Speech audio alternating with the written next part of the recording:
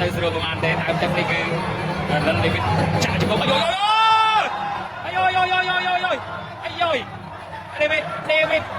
ដេវីតបាច់ពិសេសរបស់រានកូនចិនអានេះគេហៅប្រភេទ kickboxing អាយអូនេះបាច់ kickboxing បាក់គុណខ្មែរអើយអូយគួយក្នុងដៃអេសូអើយទឹកកែងបាត់តែមកស្នៀតម្នាក់ណាអើយដើមទឹកនេះគាត់កែងគុំខ្មែរទាញមានតកែងទៅគុំឲ្យដៃចិនខ្លាញ់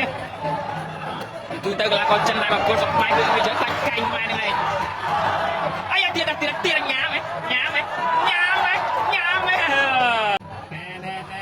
អន់ចាំមកហើយអូយក៏វាយបដោទៀតបាក់ជើងស្ដាំចាក់ជង្គង់ថ្មីអូយមកកែងរក2ដង4 5 6 7ងើបវាយបដោទៀតបានឱកាសចុងក្រោយសម្រាប់កើបាក់ជើងស្ដាំបាក់ជើងទៀតហើយក៏បាត់កែងស្ដាំទៅលើអូយធ្លាយក្រៅសង្វៀនបាត់ហើយវាយទៀតហ៎អូយអង្គុយ